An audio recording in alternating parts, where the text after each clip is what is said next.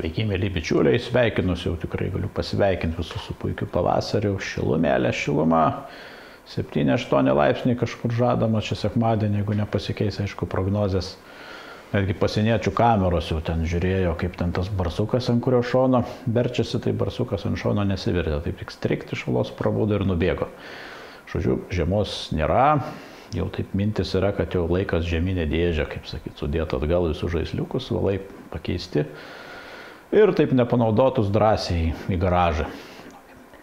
Tai va, iš tikrųjų, vyraus pavasariški orai, pietų krypčių vėjas niekur nežada trauktis, ganėtinai nestiprus, bent jau čia žemyninėje dalyje Lietuvos. Tai tikrai galima mėgautis labai neblogą žvejybą atvirame vandenyje. Jo labiau, kad šitas savaitgalis yra paskutinis šansas mėgstantim gaudyti lydekas. Ir pats tiesą pasakius, galvoju, sekmadienį jau taip paaukoti šitam reikalui. Na ir atsisveikinti su jom iki gegužės leisti. Kiek čia mėnesiukų? 3-4 mėnesiukus beveik. Ramiai pailsėt, išsineršt. Tai va, ką, keliaukim tradiciškai prie brakonierių ir visokių piktadėjų gamtos temelės. Tai galiu pasakyti, kad Neries gilinimo idėja tikrai gauna pagreitį. Jau pasipylė visose pusėse straipsniai, vieną į kitą pusę. Kol kas aš manau, kad mes tai turiu galvoj tie, kurie šitą idėją nėra sužavėti ir nori išsaugoti Neries upę nuo visokių tokių reorganizacijų. Na, manau, laimim tikrai. Mūsų pusėje daug, nežinau, taip viešoje erdvėje viskas vyksta neblogai. Skaičiau ir Jonausko atsiliepimą, kas čia sako per nesąmonę, vyriausybės programą mes tikrai tokio dalyko neturim. Ir apskritai čia vyriausybė ne prie ko čia. Panašu, kad čia Vinokurovas, jeigu, atsiprašau pavardį, jeigu iškreipiau čia susisiekimo čia dalykas ir Vilniaus meras Benkunskas čia į kišieną pusę, žodžiu, kompanija, panašu kažkas bus į tokią akciją kaip gatvių siaurinimo idėja ir panašiai.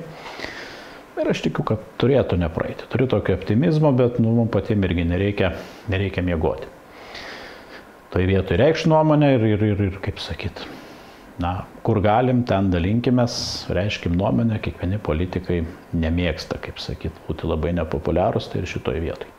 Na, aišku, dar viena idėja, kas sklando, ne vieną girdžiau, gal čia tas triukšmelis specialiai daromas, tokia išmetama lempinė idėja tokia.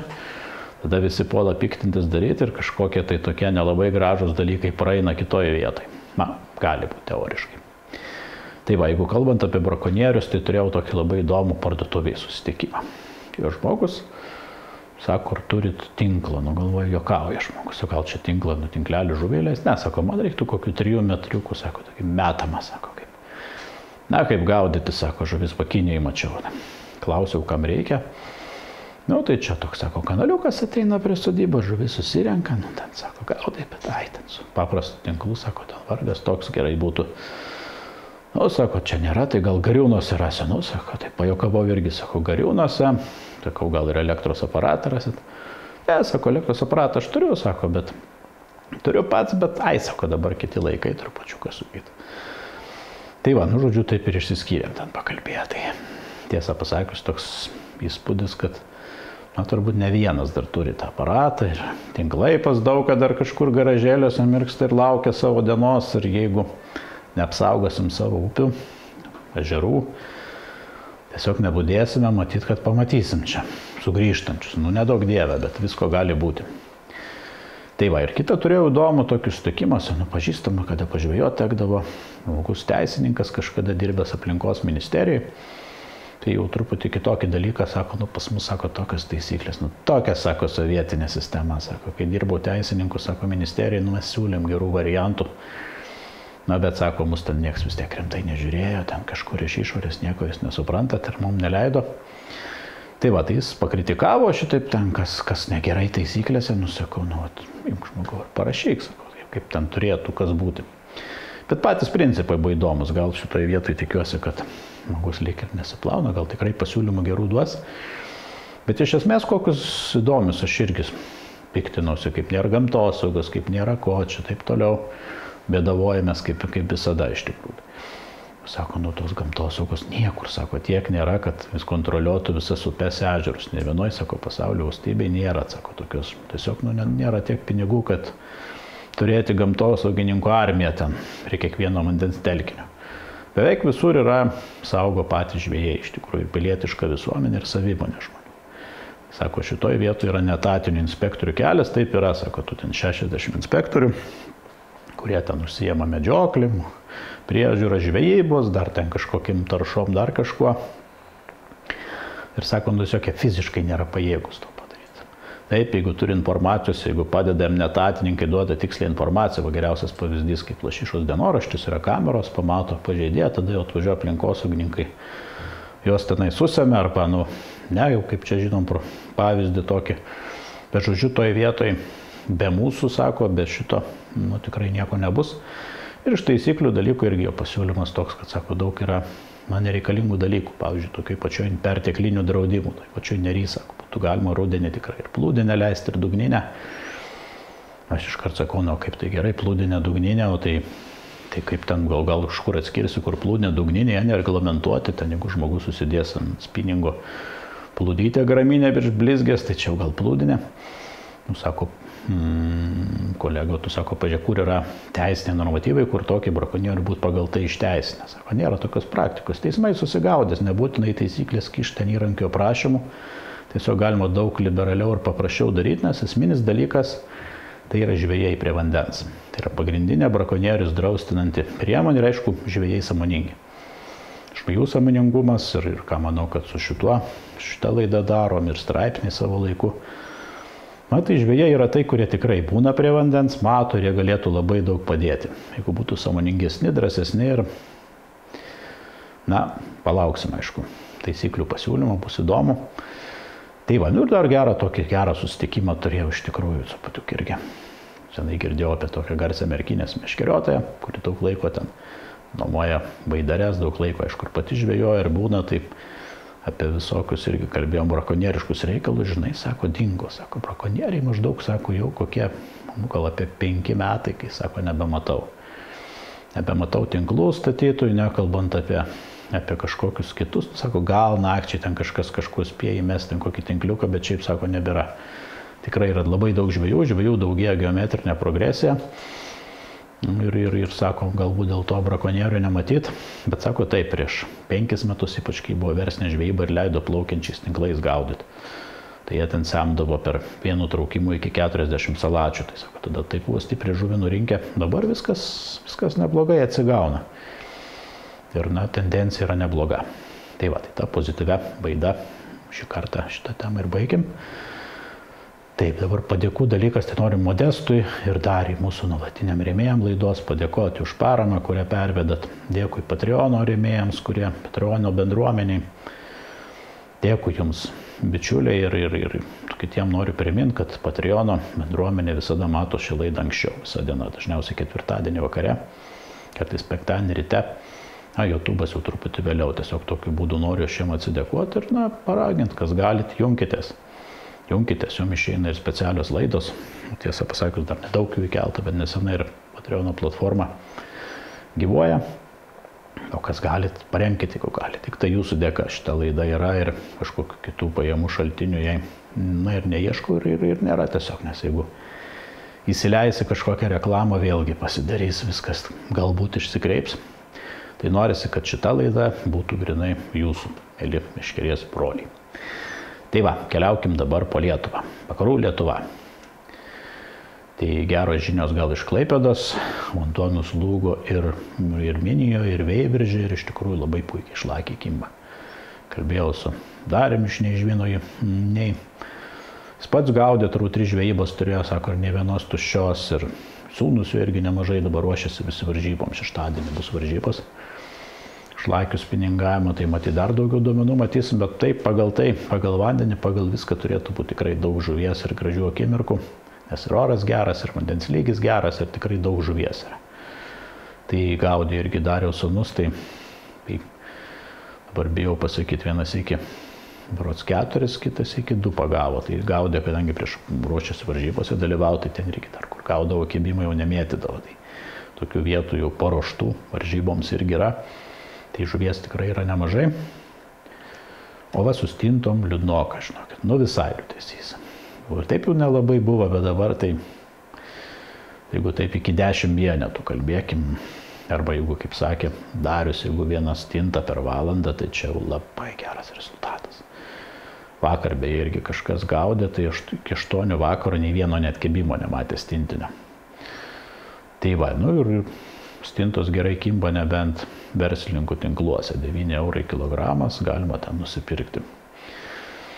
Tai va, taip, dabar iš tos tikrai balta žuvis labai daug kur suaktyvėjo, bet daugiausiai, aišku, žinių visi kalba apie žiobrius, apie bartą ir klausytojai praeitoj laidoj manęs klausė, kaip barto situacija. Tai barto situacija labai nebloga. Žiobriai kimba iš 2 šaltinių, teko girdėti. Iš vienų, tai važiavo žmonės 2 dienas gaudė su nakvynė, tai sako, norma susigauto, norma, jeigu neklystų 7 žiobriai yra žmogui. Tai ten su tą licenciją gauni maždaug 3 valandų reikia, kad pasigauti. Tai va, tai ne pavasaris, aišku, bet iš tikrųjų, kuo daugiau reikia.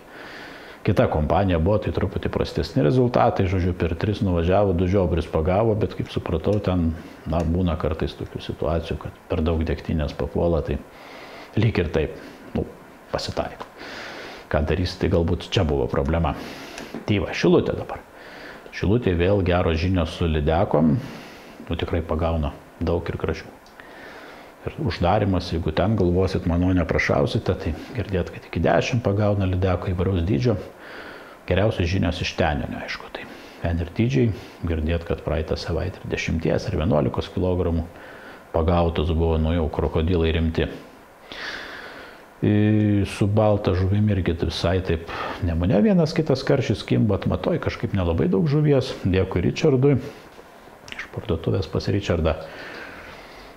Sako, Atmatoj, kažkaip nebaisiai, bet Nemune ir diperis daug rodo ir pagauna vieną kitą karšį, bet žodžiu, žuvies, sako, pagal jį daug, bet kibimas toks paprastas, bet pagaut galima. Tai aš manau, kad jeigu dar truputį labiau pašils, tai viskas bus tvarkoj. Tas tvarkoj.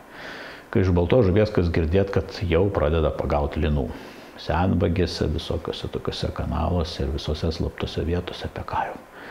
Garsiai niekas nekalba, keletą ir man teko pažvejoti. Tai žodžiu, jeigu tai pasakyta apie situaciją, tai panašiai dabar, kaip būtų kovo pradžia, maždaug toks kibimas. Pati pradžia, bet žodžiu, žuvis kimba, jums ir vidurys žiemos.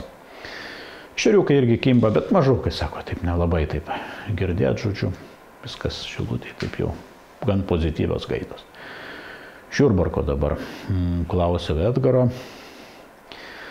tai sakė, kaip sakyt, Nemunas, tiesa nesakiau, kad irgi, kad vanduo geras, stipriai nukrito ir Nemuno žemupy lygiai tas pats Šiurbarke. Vanduo jau pakritęs, vieną kitą karšiuką išsėdi žmonės Nemune.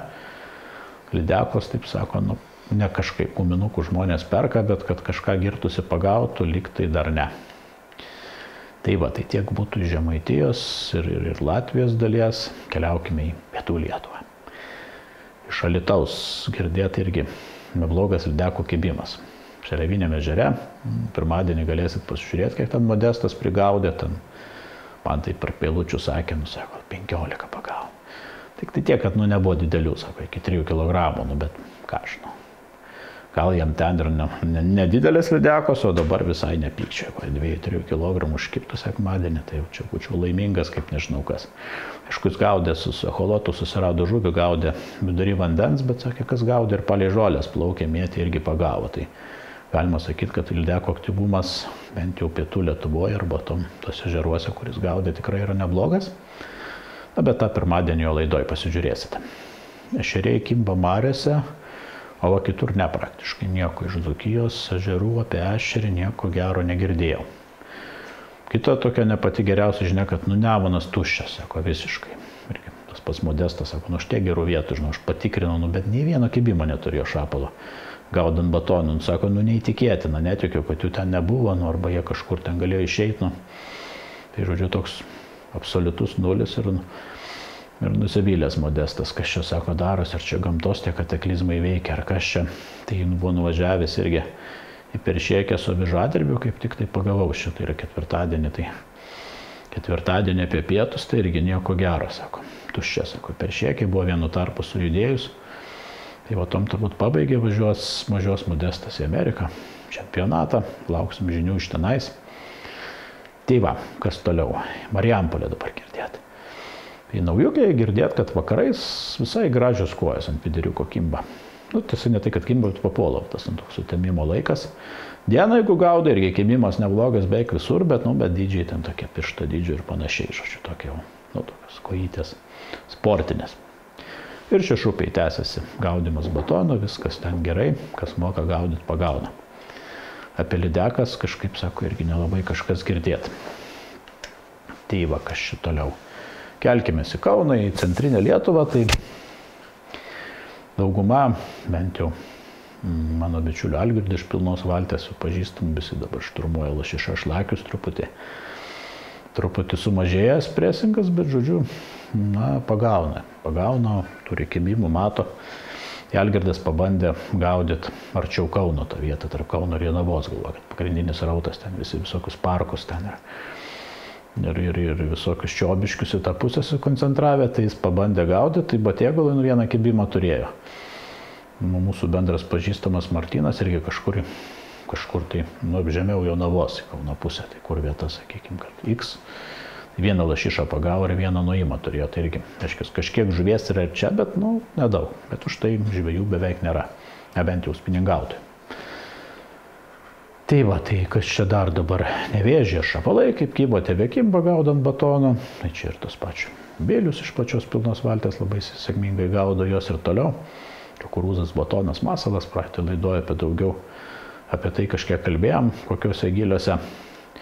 O kas gaudo pyderių, kuojos plakiai, tradiciškai. Čia Nevėžys, žodžiu, savo duoda, viskas tvarkoja. Iš gerų žinių girdėt, kad jau persikėlusi Nemuno kanale prie Akropolio, kai tik truputį vandenį kelia, šapalai pradėjo kibti irgi.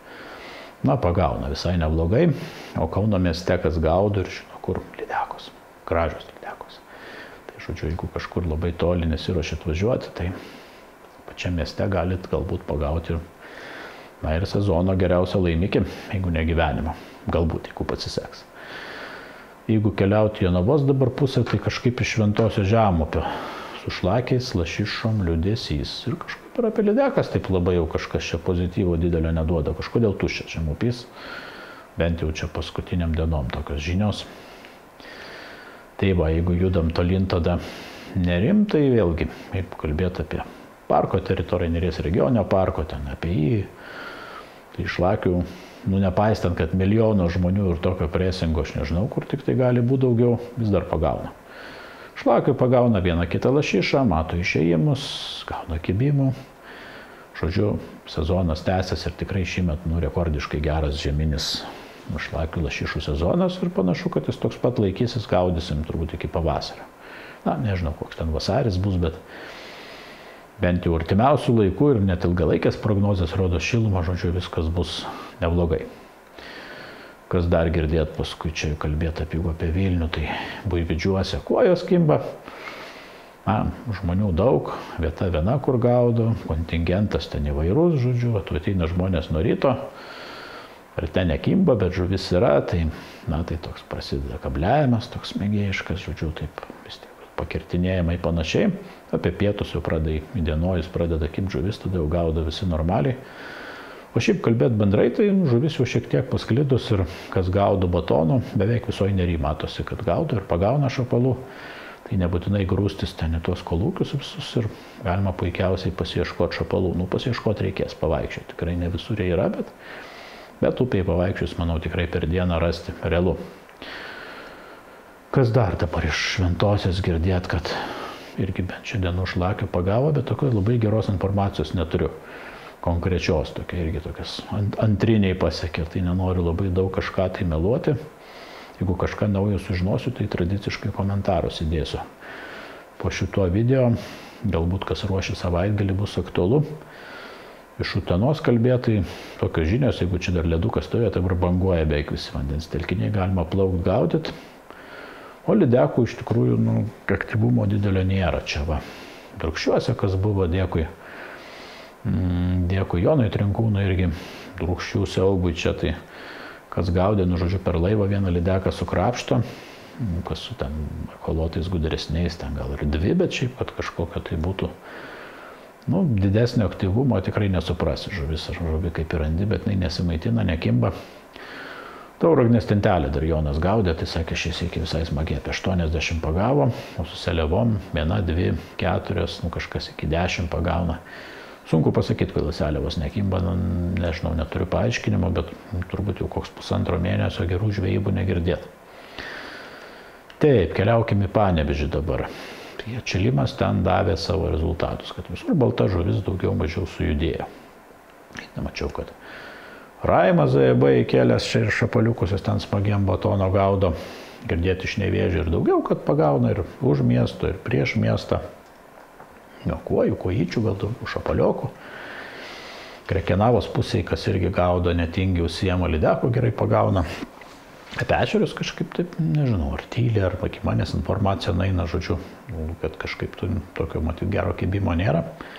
Šlėvens upės irgi kojos, kojytės, praktiškai visur kimba, jeigu taip jau gyvenat vietoj, kažkur nenori toli važiuoti, manau, su kokia plūdinukė, dar kažką pašėrus, tai labai smagiai galima pagaudyti. Iš Kupiškio marių irgi neblogos žinios, tai ir sterkų ir ešerių lydekų pagauna, ta prasme, baltis malasi per dieną tikrai kažką sukrapštyti galima. Ir pabaikim tradiciškai zarasais, tai kaip tik pagavau meškerinę šefą Audrių, grįžtant į žvejybos, buvo jie seliavų su mano draugu Nikolajum, tai pagavo labai įdomi, per Otsvincavo ežere gaudė, tai 17 pagavo, kitas 2.